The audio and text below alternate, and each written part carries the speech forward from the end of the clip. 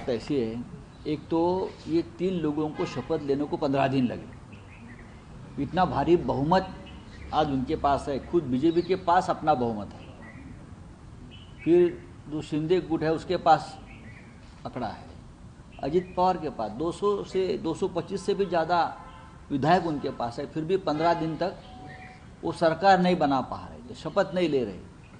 और कल शपथ ग्रहण कार्यक्रम हुआ, उसमें सिर्फ 3 लोगों ने शपथ लिया, यानी अभी भी महाराष्ट्र से के बड़े राज्यों को पूरी सरकार नहीं मिल रही है। उसका मतलब मैं ये निकालता हूँ, आज भी सब कुछ ठीक नहीं है। कल राज्य के जो उप मुख्यमंत्री है, जो शपथ लेने के लिए आखिरी समय पहुंचे, वहाँ बीजेपी ने ये तय कर लिया था अगर वो नहीं शपथ लेते तो उनके सिवाय शपथ ग्रहण सोड़ा आगे चलाइए। फिर उनको लगा कि नहीं, ये भी मेरा पद जाएगा, तो शपथ लेने पहुंचे।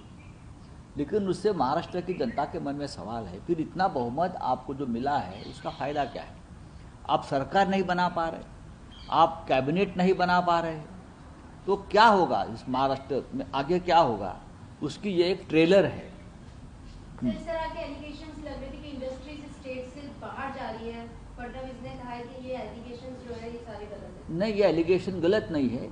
देवेंद्र जी अपने दिल पे हाथ रखकर कहना चाहिए कि 5 साल में महाराष्ट्र के बारे में क्या हुआ है, क्या गलत हुआ है, कितने प्रोजेक्ट्स, कितनी योजनाएं, कितनी केंद्रीय कार्यालय महाराष्ट्र से उठाकर गुजरात राज्य में चले गए हैं। उनको मालूम है उनकी सरकार केंद्र में है, लेकिन महाराष्ट्र की बात कोई जोर से रखने को तैयार नहीं है केंद्र के सामने। हमारा रोजगार चला गया है, हमारा इंटरनेशनल फाइनेंस सेंटर चला गया है, हमारा वेदांत फॉक्सकॉन जैसा प्रोजेक्ट चला गया है, हमारा ड्रग्स पार्क चला गया है। ऐसी कितनी बातें मैं कहूँ जो चली गई है। हमारा टाटा एयरबस का प्रोजेक्ट चला गया है गुजरात में।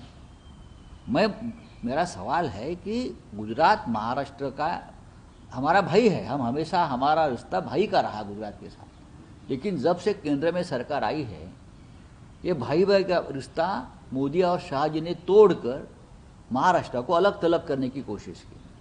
अगर कुछ प्रोजेक्ट वाराणसी में, गुजरात में की बजाय यूपी में जाते, बिहार में जाते, तो हम मानते। एक ही राज्य में क्यों जा रहे हैं?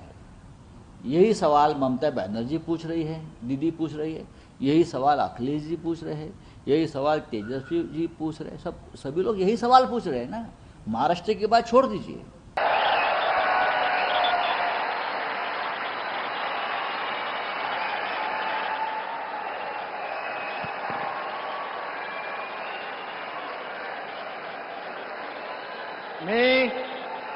मी देवेंद्र सरिता गंगाधरराव फडणवीस ईश्वर साक्ष शपथ घेतो की कायद्याद्वारे स्थापित झाले आहे अशा भारताच्या संविधानाबद्दल मी खरी श्रद्धा व निष्ठा बाळगीन। मी भारताची सार्वभौमता व एकात्मता उन्नत राखीन। मी महाराष्ट्र राज्याचा मुख्यमंत्री म्हणून माझी कामे निष्ठापूर्वक व सत्सद विवेक बुद्धीने पार पाडीन आणि संविधान व कायदा यानुसार सर्व तऱ्हेच्या लोकांना मी निर्भयपणे व निपक्षपातीपणे तसेच कोणाच्याही विषयी ममत्वभाव किंवा आकस न बाळगता न्याय वागणूक देईन। शिंदे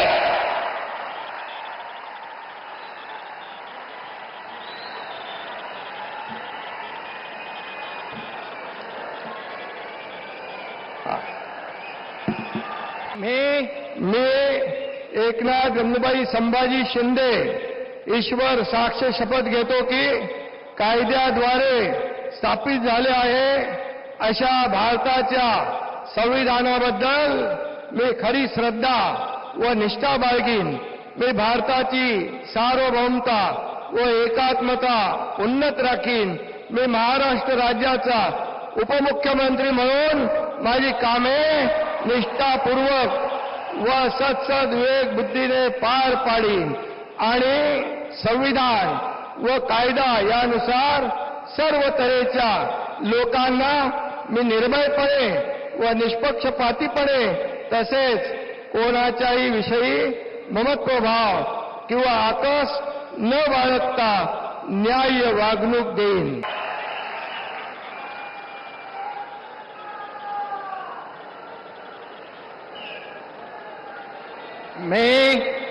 मी अजित आशाताई अनंतराव पवार गांभीर्यपूर्वक प्रतिज्ञा करतो की कायद्याद्वारे स्थापित झाले आहे अशा भारताच्या संविधानाबद्दल मी खरी श्रद्धा व निष्ठा बाळगीन. मी भारताची सार्वभौमता व एकात्मता उन्नत राखीन. मी महाराष्ट्र राज्याचा उपमुख्यमंत्री म्हणून माझी कामे निष्ठापूर्वक व विवेकबुद्धीने पार पाडीन आणि संविधान व कायदा यानुसार सर्व तऱ्हेच्या लोकांना मी निर्भयपणे व निपक्षपातीपणे तसेच कोणाच्याही विषयी महत्वभाव किंवा आकस न बाळगता न्याय वागणूक देईन.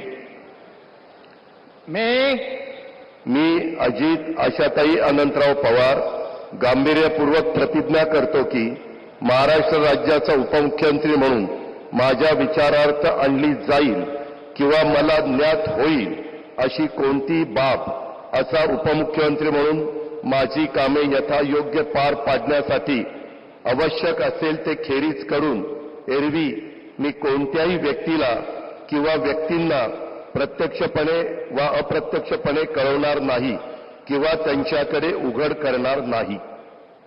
देवेंद्र फडणवीस जी के मुख्यमंत्री पद के उन्होंने शपथ ली हुई है, उनका मैं अभिनंदन करता हूं, तहे दिल से हृदय से अभिनंदन करता हूं और मैं उनको आगे के भविष्य के लिए शुभकामनाएं देता हूं.